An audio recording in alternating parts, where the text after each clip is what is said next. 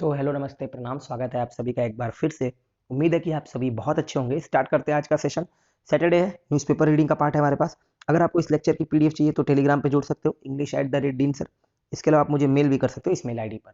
ठीक है, अब बात है न्यूज़पेपर रीडिंग की। तो सबसे पहले एक और बात कि वीडियो को शेयर करना मत भूलना। देखो, आप अपने फेसबुक पोस्ट पे, अपने व्हाट्सएप स्टेटस पे, जहाँ पे भी, या टेलीग्राम में कोई ग्रुप हो, कोई चैनल हो, तो वहाँ पे मेरे वीडियो शेयर कर दिया करो। बस इतना सा काम कर दो। जो भी 10-12 लोग मुझे फॉलो करते हो, मुझे देखते हो, मुझसे कुछ सीखते हो और आप मुझे कुछ देना चाहते हो, तो इस फॉर्म में कर दो। ठीक है ना, और कुछ भी नहीं। चलो तो स्टार्ट करते हैं आज का सेशन।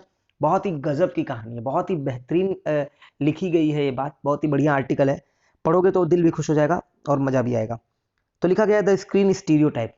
तो पहले स्टीरियोटाइप को समझो। स्टीरियोटाइप का मतलब होता है एक फिक्स इमेज। मान लो कि आपके दिमाग में एक छवि बनी हुई है, एक टीचर की छवि। मान लो टीचर की छवि कैसी है, तो शर्ट पैंट पहन के आएंगे, है ना। शर्ट में ऊपर एक लाल कलम जो है वो लगी होगी। ठीक है, और पुराने टाइम के होते थे तो साइकिल से आते थे, आजकल बहुत होंगे तो बाइक से आएंगे। लेकिन मान लो एक हेलीकॉप्टर से टीचर पढ़ाने आता है, तो वो फिक्स इमेज क्या हो गई, टूट गई।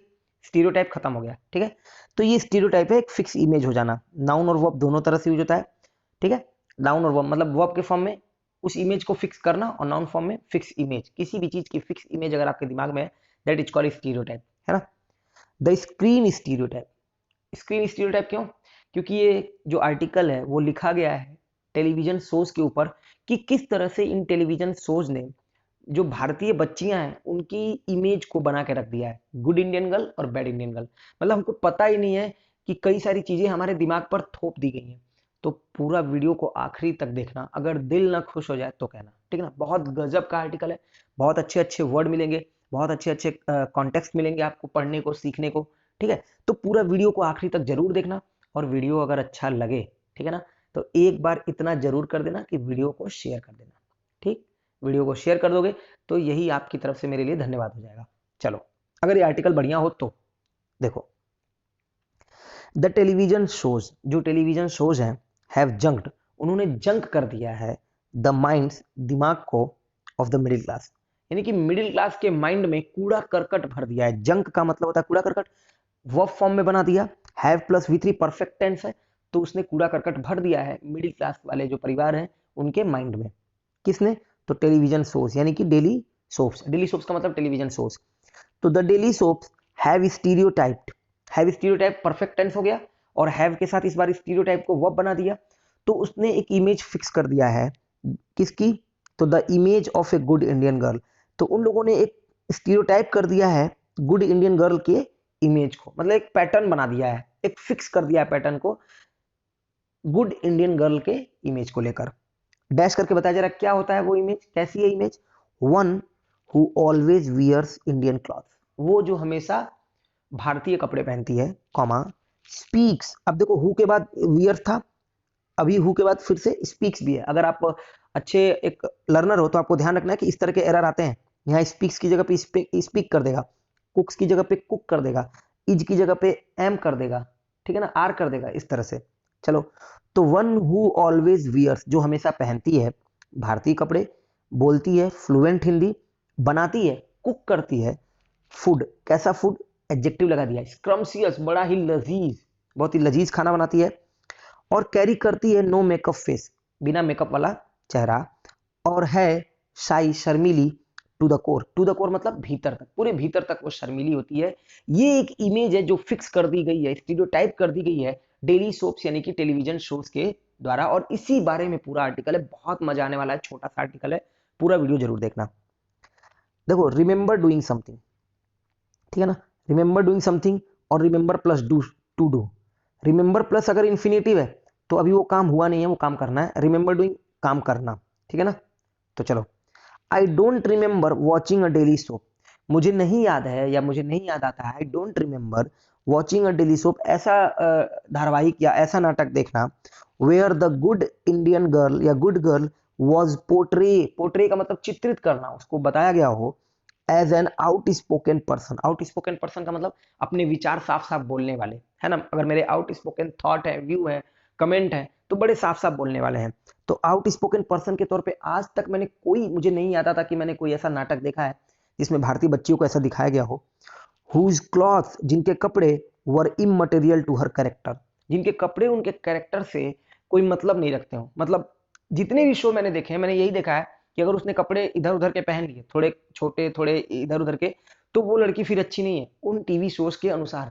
तो यही बोल रहा है राइटर कि मैंने ऐसे कोई धारावाहिक, कोई नाटक नहीं देखे जिसमें भारतीय जो बच्चियां हैं, गुड गर्ल हैं, उनको पोर्ट्रे किया गया हो एक साफ बोलने वाले व्यक्तित्व के तौर पे, पर्सन के तौर पे, हुज क्लोथ, जिनके कपड़े are immaterial to her character, उनके कैरेक्टर से क्या हो, इमटेरियल हो। इमटेरियल मतलब उससे कोई मैच ना हो, कोई मेल ना हो, कोई मतलब ना हो, इमटेरियल टू, है ना, बहुत ज्यादा महत्व ना हो।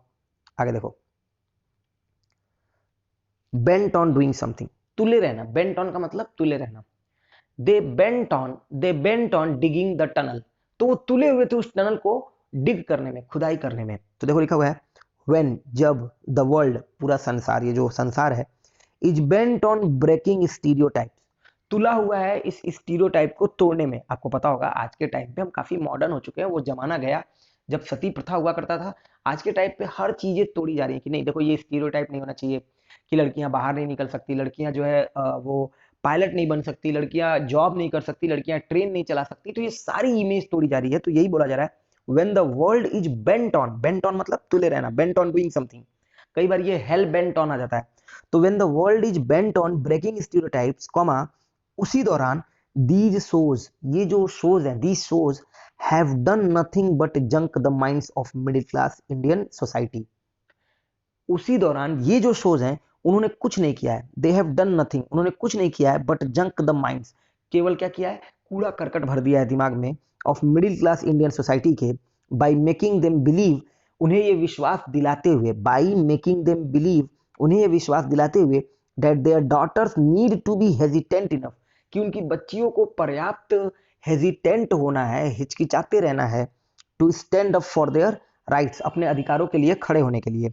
एंड ओनली, और केवल, अ मेल हीरो और गॉड या भगवान can come to their rescue, उनके रेस्क्यू में, उनके बचाव में आ सकते हैं। एक बार फिर सुनो कि व्हेन, जब, द वर्ल्ड, संसार, is bent on breaking stereotypes, तुला हुआ है इस स्टीरियोटाइप को तोड़ने में, इस फिक्स पैटर्न को तोड़ने में, दीज शोज, ये जो नाटक है, ये धारावाहिक है, हैव डन नथिंग, उन्होंने कुछ नहीं किया है, बट जंग the minds of middle class Indian society, उसने केवल इस मिडिल क्लास इंडियन सोसाइटी के दिमाग में कूड़ा करकट डाल दिया है, बाई मेकिंग देम बिलीव, उनको ये विश्वास दिलाते हुए, that their daughters need to be, जो उनकी डॉटर्स हैं उनको जरूरत है, टू बी, होने के लिए, हेजिटेंट इनफ, याद करो एडजेक्टिव का अगर प्रयोग हो तो इनफ का प्रयोग उस एडजेक्टिव के बाद, it is cold enough, it is hot enough, इस तरह से, है ना।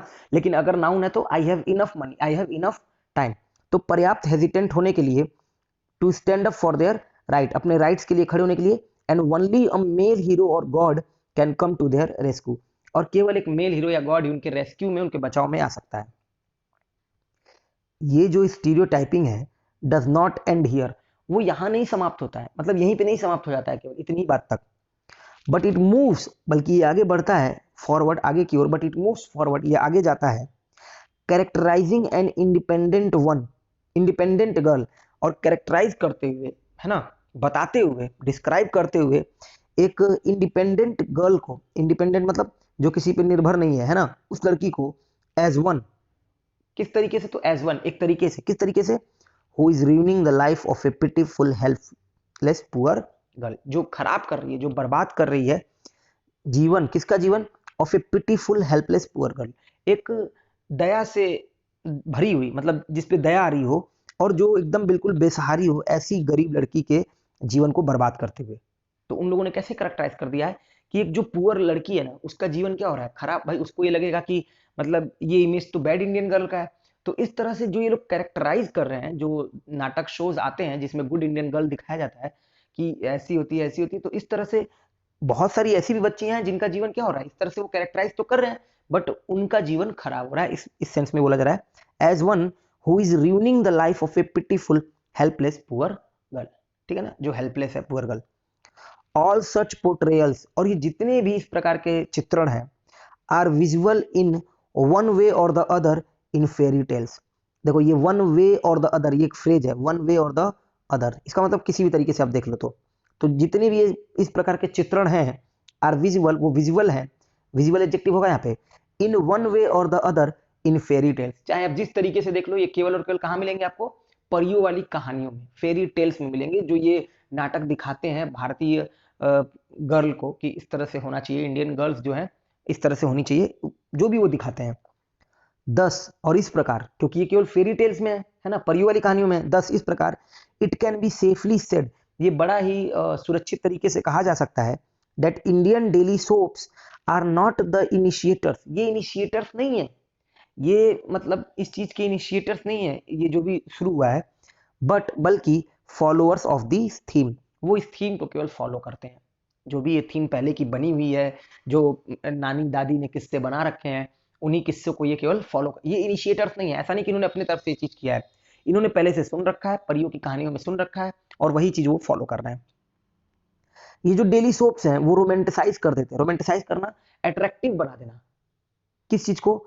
उस चुप्पी को, द साइलेंस, टीयर्स, आंसू को, एंड बेगिंग फॉर हेल्प, और जो मदद के लिए वो बेग होती है ना, कि मेरी मदद कर दो, इस चीज को वो और अट्रैक्टिव बना देते हैं, ये जो डेली सोप्स होते हैं, ऑफ ए गुड गर्ल, एक अच्छी लड़की के तौर पे, एज इफ, जैसे कि that was the only good thing to do when they trapped by a villain, मतलब कि मानो जैसे यही एक सबसे अच्छी चीज है जब भी वो विलेन के थ्रू घिरी हो, और यही सबसे अच्छी चीज है जो वो कर सकती हैं। क्या कर सकती हैं?